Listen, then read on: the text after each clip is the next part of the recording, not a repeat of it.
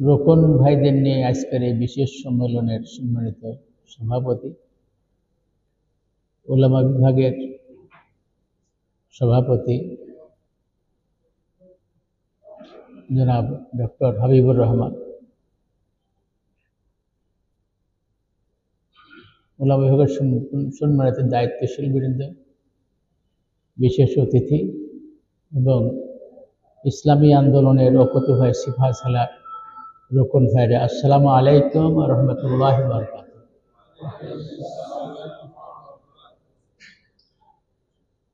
দীর্ঘ বছর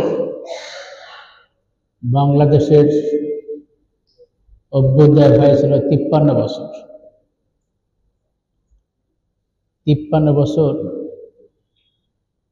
এই জমিনে স্বাধীনভাবে ইসলামের কথা বলার যে অধিকার ছিল, সে অধিকারকে রহিত করা হয়েছিল। অথচ এই উপমহাদেশে ইসলামী আন্দোলনের জন্য 1947 সনে মুসলমানদের দাবির প্রেক্ষিতে একটা রাষ্ট্র সৃষ্টি হয়েছিল। উলামায়ে কেরামদের রক্তের সাগরের বিনিময়ে ইতিহাস সেগুলো ধ্বংস করে দেওয়া হয়েছে। আজকে বাংলাদেশের এই প্রেক্ষিতে দাঁড়িয়ে আমাদেরকে চিন্তা করতে হবে আগামী দিনের বাংলাদেশ কেমন হবে। আমরা এটাকে নতুন বাংলাদেশ গড়ার একটা বিপ্লব মনে করছি। দ্বিতীয়বার স্বাধীনতার কথা আমরা মনে করছি, ঘোষণা করছি। আমরা অনেকেই মনে করি এটা আমাদের সফলতা এসেছে। আমি ব্যক্তিগতভাবে এটাকে মূল্যায়ন করি হুদায়বিয়া সন্ধির সঙ্গে। বায়াতে রিদওয়ান ছিল খোলা মনে, মুক্ত মাঠে সকল মানুষের কাছে ইসলামকে পৌঁছানোর জন্য যে আল্লাহর পক্ষ থেকে আয়াতে কারিমা নাজিল হয়েছে, ফাতহুন মুবিন, ফাতহুন কারিব। এবং ইতিহাস এটা প্রমাণ করেছে যে যদি বায়াতে রিদওয়ান না হতো তাহলে পরে এত তাড়াতাড়ি ইসলাম বিজয় লাভ করতে পারত না, মক্কা বিজয় হতো না। এখন সারিউল মাগফিরাত, আমাদেরকে দৌড়াতে হবে। এটা নির্দ্বিধায় বলতে চাই, আমাদের দীর্ঘ 15 বছর 16 বছর আমরা পাখির খাঁচার মতো আমরা আবদ্ধ ছিলাম। আমরা 3 জন 5 জন 7 জন, বেশি হলে পারমিশন নিতে হতো যে এতগুলো লোক উপস্থিত করা যাবে কিনা প্রোগ্রামে। সেই হিসেবে আমরা প্রোগ্রামে অ্যারেঞ্জমেন্ট করতাম। আমাদের ব্যক্তিগত রিপোর্ট বইতে লেখা আছে দাওয়াতি টার্গেট 5 জন, কর্মী টার্গেট 4 জন, রোকন টার্গেট 3 জন। এই 4, 3, 7 আর 5, 12 জনের টার্গেট নিয়ে আমাদের রাস্তায় ইসলামী আন্দোলন কাজ করা হতো। কেউ পুরোটাই করতে পারতাম, কেউ অনেকেই করতে পারতাম না, কেউ অর্ধেক করতে পারতাম। এভাবে ইসলামী আন্দোলন হয় না। আমরা 3 ঘন্টা সময়ের জন্য অনেক কষ্টে আমরা যারা রোকন ছিলাম বা আছি, 3 ঘন্টা সকালবেলা, 2 ঘন্টা সকালবেলা, 1 ঘন্টা বা কোনো একটা প্রোগ্রামে আধা ঘন্টাও লিখে রাখি যে সারা মাসে আমাদের 3 ঘন্টা হয় কিনা। ইসলামী আন্দোলন রাসূল মকবুল সাল্লাল্লাহু আলাইহি ওয়াসাল্লামের জীবনে এরকম ভাবে ইসলামী সাহাবীরা এভাবে কাজ করেন নাই। বিরতিহীন নিরবিচ্ছিন্ন ভাবে কাজ করছে। আজকে আমাদের সন্তানেরা যারা বিপ্লবটা এনে দিল আমাদের সামনে, তাদের জীবনটা আপনি দেখেন।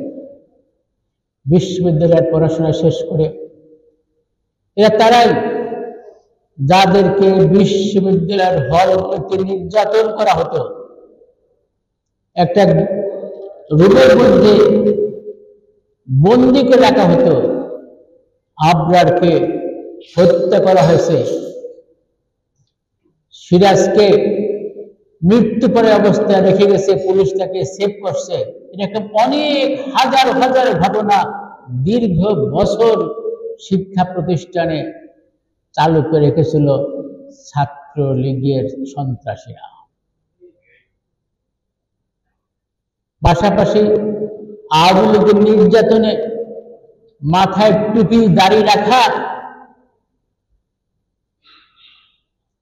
এটা ছিল হলো একটা ঝুঁকিপূর্ণ ব্যবস্থা।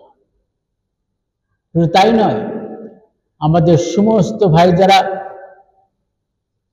সেনাবাহিনী ছিলেন, সংসদে ছিলেন, অথবা চাকরিতে ছিলেন, অথবা প্রশাসনে ছিলেন, অথবা পুলিশে ছিলেন, সবাইকে চাকরি থেকে অব্যাহতি দেওয়া হয়েছে, কোনো পয়সা দেওয়া হয় না। অনেক ভাই মুহাজির অবস্থায় গ্রাম থেকে এসে এখানে রিক্সা চালাইছে। এই নির্যাতন, মানুষ কথা বলতে পারে না, কথা বললেই তাকে গায়েবী মামলা দিয়ে টর্চার করতে হতো রিমান্ডের নামে। একদিকে ছাত্র, একদিকে সাধারণ মানুষকে নির্যাতন করার কারণে মানুষের যে বিক্ষোভ পুঞ্জীভূত হচ্ছিল, সেটা সরকার টের পেয়ে আরো কিভাবে কঠোর হওয়া যায় সেই নীতি অবলম্বন করছিল। আল্লাহর ফয়সালা।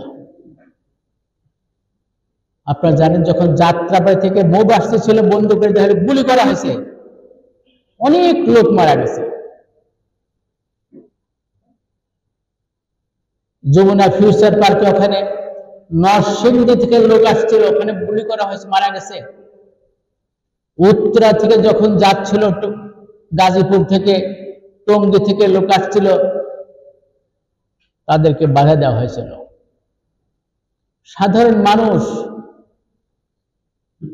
সেনাবাহিনীর সামনে হাত উঁচে তারা বলেছিল, গুলি করেন, কিন্তু আমরা ঢাকা যাব। সেনাবাহিনী প্রধানের কাছে মেসেজ দেওয়া হলো, লক্ষ লক্ষ লোক মিডিয়া প্রচার করছে যে লম্বা কত দূর, ঘন্টার পর ঘন্টা ক্যামেরা দিয়ে তাদেরকে দেখানো যাচ্ছে না, এই অবস্থা। মোবাইল ছিল। শেখ হাসিনাকে বলা হলো, আপনি পদত্যাগ করেন। উনি বললেন যে না, গুলি চালাও, আমার কথা পুলিশ শোনে, তোমরা কেন শোনো না? তোমাদেরকে এই জন্য ক্ষমতায় বসিয়েছিলাম। ওরা বলল যে আপনার জন্য 45 মিনিট, যদি আপনি এখন থেকে বের হয়ে না যান, তাহলে আপনার অবস্থার জন্য আপনি দায়ী থাকবেন। তার ছেলেকে বলে, তার বোনকে বলে তারপর তাকে ম্যানেজ করা হলো। সে 45 মিনিটের মধ্যেই বাংলাদেশ থেকে পালিয়ে যা বাধ্য হল। এদেশে শেখ মুজিব 75 সনের বিপ্লবে মারা গেছে, জিয়াউর রহমান শহীদ হয়েছে, এরশাদের পতন হয়েছে, কিন্তু বাংলাদেশের যে স্বাধীনতা অর্জন করেছে যে আওয়ামী লীগ, শেখ হাসিনা এমন কাজ করছে যে সেই দেশে তার তো পাড়াতে বাধ্য হলো, তার বাপের যে মূর্তি বানাইছিল, শতবর্ষের হাজার হাজার কোটি টাকা ভাস্কর বানাইছিল, তাদেরকে আর মানুষ রাখতে পারে না, ভেঙে দিয়েছে। তারা বলে এরা জঙ্গি, এই জন্য মূর্তি ভাঙেছে। তাদেরকে জিজ্ঞাসা করে, রাজু ভাস্কর বিশ্ববিদ্যালয়ে আছে না? রাজু ভাস্কর ছিলেন তো, অপরাজয় বাংলা ছবি আছে না? সেগুলো ভাঙেছে কেউ? আপনাকে তো বলো, আমার কথা বুঝতেছেন না? সেগুলো ভাঙেছে কেউ? তাহলে শেখ মুজিবুর ছবি কেন ভাঙা হলো? এই যে বাংলাদেশের মানুষকে নির্যাতন করা শেষে সমস্ত জিনিস উধাও হয়ে গেছে। ডক্টর ইউনূস সাহেব বলেছেন, তাকে যখন জিজ্ঞাসা করা হলো যে এই মূর্তি কেন আপনারা ভাঙলেন, তার মেয়েকে জিজ্ঞাসা করে। শুনতে ভাইরা আমার, এই জন্য আমাদের বাংলাদেশকে মেরামত করতে হবে। একটা স্বাধীন রাষ্ট্রকে এখন গড়ে তুলতে হবে ইনসাফ জাস্টিসের আলোকে। আপনারা আশ্চর্য হবে, যারা ক্যাডেট কলেজের ছাত্র তাদের একটা ক্লাব আছে, সেই ক্লাবের একটা গ্রুপ আছে ফেসবুকে, 18,000 তারা সদস্য, তার লেফটেন্যান্ট জেনারেল থেকে সবাই আছে, ক্যাপ্টেন পর্যন্ত আছে। তারা লিখেছে আওয়ামী লীগকে আমরা দেখেছি, বিএনপিকে দেখেছি, জাতীয় পার্টির তো অস্তিত্বই নাই। আগামী দিনে বাংলাদেশের ভবিষ্যৎ বাংলাদেশ জামাত ইসলাম। কারা বলছে যেখানে যে গ্রুপে আমি আপনি নাই, যে গ্রুপে এই এত বছর ধরে এরকম কোনো স্ট্যাটাস দেওয়ার মতন কেউ সাহস পায় না, সেই জায়গায় এই কথাগুলো আসছে। একজন প্রতিষ্ঠানের হেড তিনি জিজ্ঞাসা করলেন, আমি জামাতকে যতটুকু জানি তাদের অনেক সিস্টেম আছে, তাদেরকে পড়াশোনা করে দায়িত্বশীল হতে হয়, কিন্তু মানুষ চাচ্ছে তো জামাত ইসলামীকে এখনই ক্ষমতায় আসতে হবে।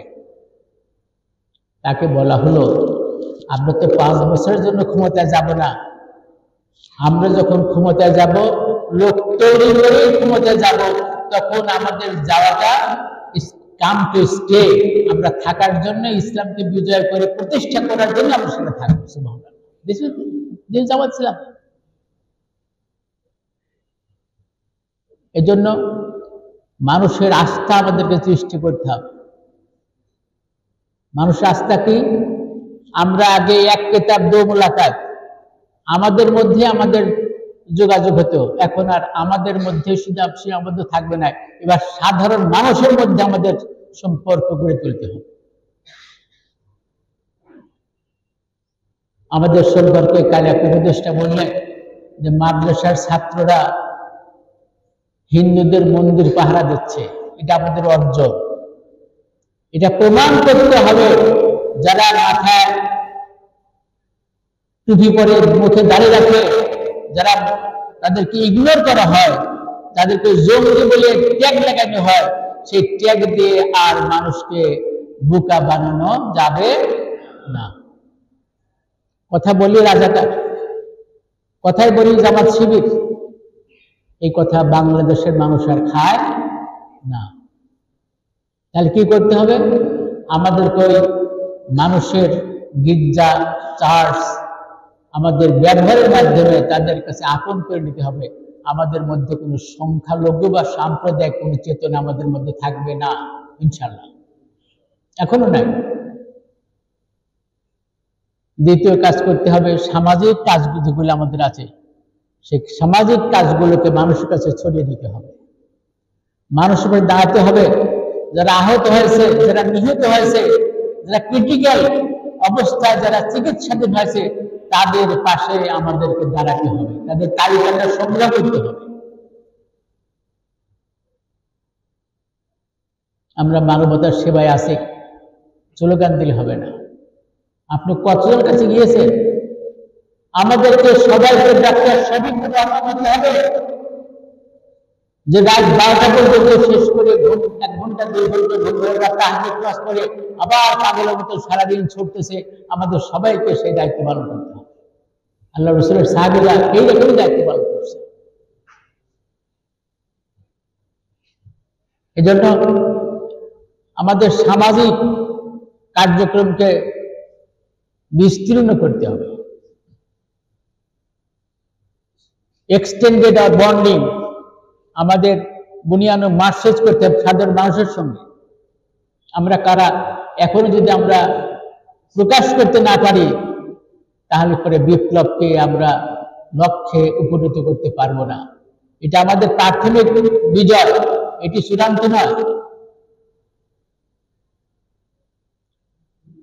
আমার মনে পড়ে, যারা বয়স্ক তারা জানেন যে যখন স্বাধীনতা আন্দোলন চলছিল, যখন বিজয় লাভ হলো 16 ডিসেম্বরে 72, 73, 74 সঙ্গে সে বলছে কিছু কিছু লোক, ভাই মুসলিম বাংলা কায়েম করার জন্য, মুসলিম বাংলা কায়েম করার জন্য পার্বত্য চট্টগ্রামের মানুষ যোগাযোগ হচ্ছে।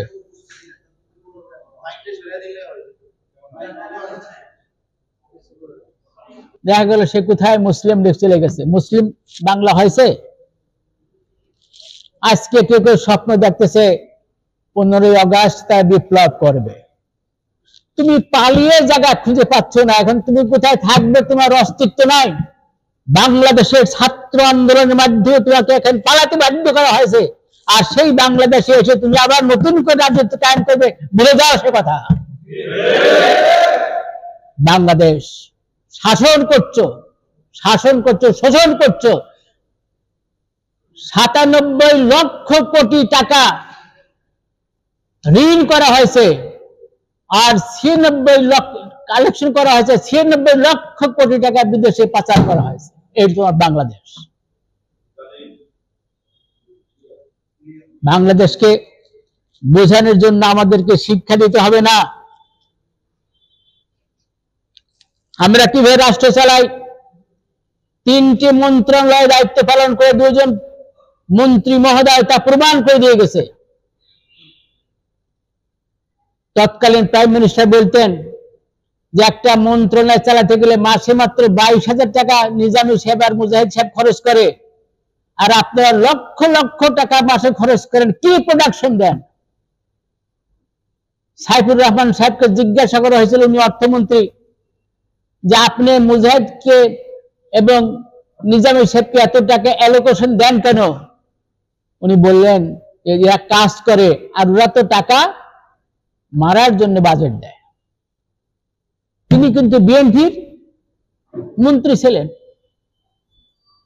এই সততা, ন্যায়পরায়ণতা আমাদের মধ্যে আছে, আলহামদুলিল্লাহ। আমাদের বিভিন্ন জায়গায় ডাকাতি হচ্ছে, এটা কারা করে? ছাত্রলীগের সন্ত্রাসী গ্রুপ। গত পরশুদিন গোপালগঞ্জে আবার সেই গাড়ি পুড়িয়ে দিয়েছে।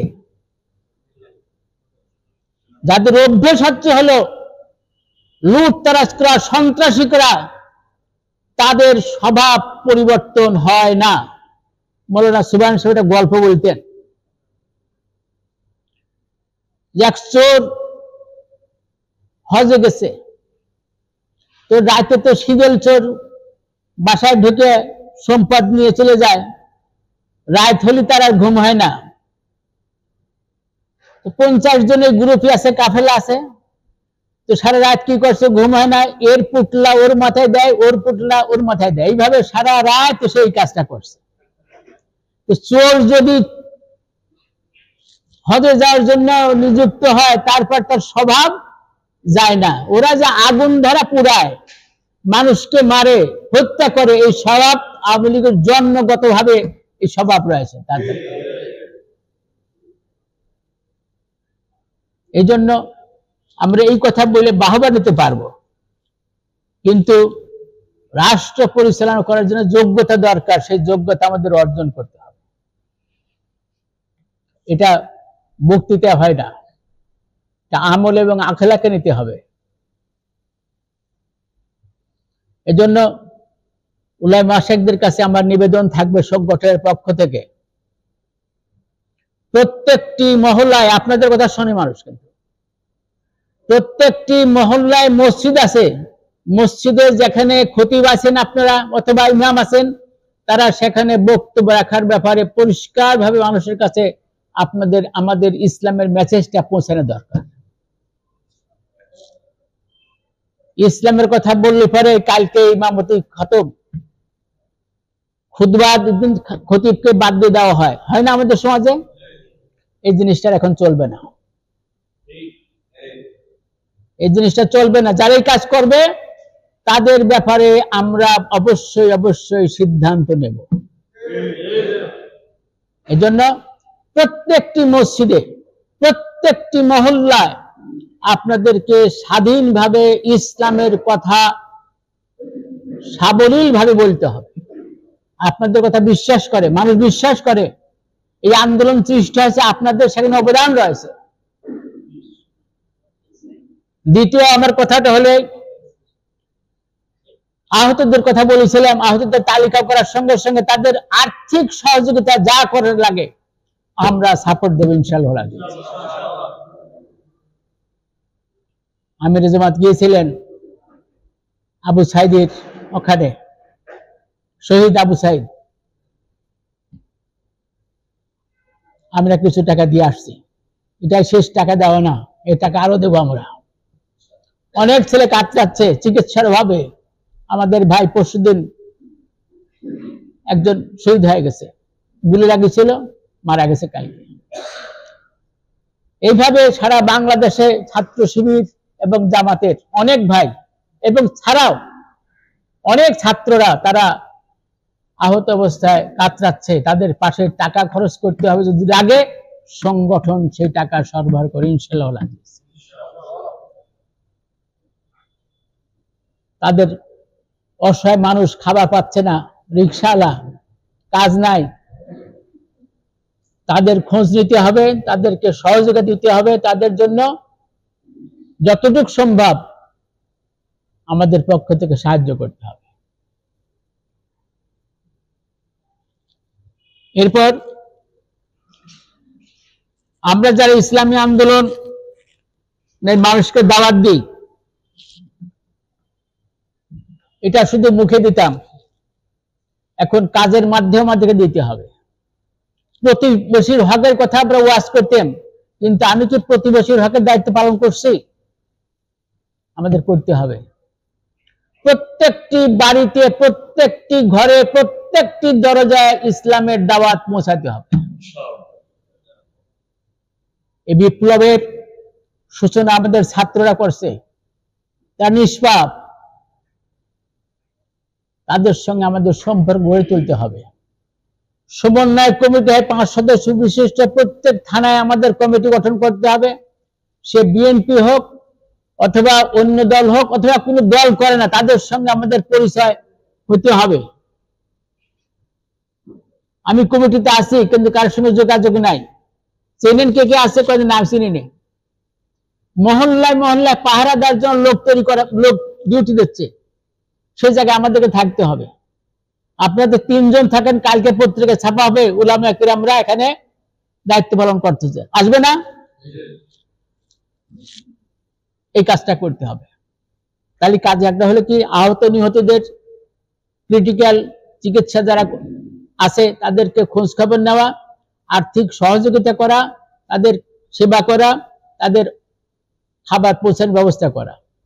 2 নম্বর হচ্ছে হলো এলাকা এলাকায় যে কমিটি হবে, সেই কমিটিতে আমাদের থাকা, আমাদের সঙ্গে তাদের একটা নিবিড় সম্পর্ক গড়ে তোলা, পাশাপাশি তাদেরকে ইসলামের দাওয়াত দেওয়া। যত পারা যায় লেভেল বুঝে ইসলামী সাহিত্য, যিনি মাস্টার ডিগ্রি পাস তাকে যেভাবে বই দিবেন, আর একজন সাধারণ মানুষ তাকে প্রচুর বই বিলি করতে হবে। সর্বশেষ যে কাজটা করতে হবে, সময়কে ভাগ করে নিতে হবে। আপনি কতটুকু বিশ্রাম করবেন, পরিবারকে দেবেন, এই সময়টুকু শুধু রাখবেন, আর বাকি সময়টাকে ইসলামী আন্দোলনের জন্য অর্পণ দিতে হবে। দেখেন আল্লাহ সুবহানাহু ওয়া তাআলা কি বারাকা দান করেন। আর বাংলাদেশের জন্য দোয়া করতে হবে। আগে শুধু আমরা বলতাম দায়িত্বশীলদের জন্য দোয়া করবেন, সংগঠনের জন্য দোয়া করবেন, তা না, বাংলাদেশের জন্য আপনারা দোয়া করতে হবে, সাধারণ মানুষের জন্য দোয়া করতে হবে। সেদিন মেডিকেলে গেলাম, তারা অনেক কথা বললেন, আমার যতটুকু সম্ভব বললেন। তারপরে আমি বললাম যে গাজওয়া হিন্দ এই শব্দটির পরিচয় আছে? বলে যে আছে। তখন বলে যে মুসা ভাই, এই একটার জন্যই আমি আন্দোলন সঙ্গে জড়িত আছি। সুবহানাল্লাহ। এই উপদেশ থেকে আন্দোলন সৃষ্টি হবে, আল্লাহ রাসূলের হাদিস। আপনারা তো আমার সাথে ভালো জানেন, ঠিক কিনা? গাজওয়া কাকে বলা হয়?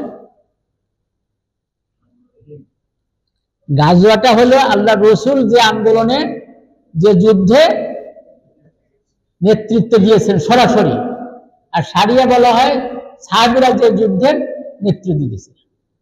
তাহলে এই জায়গাটা আপনারা ব্যাখ্যা করেন, গাজওয়া কোনে বলা হয়েছে। আমি রশিদ ভাইকে বলবো আপনাদের সামনে ব্যাখ্যা দেবেন।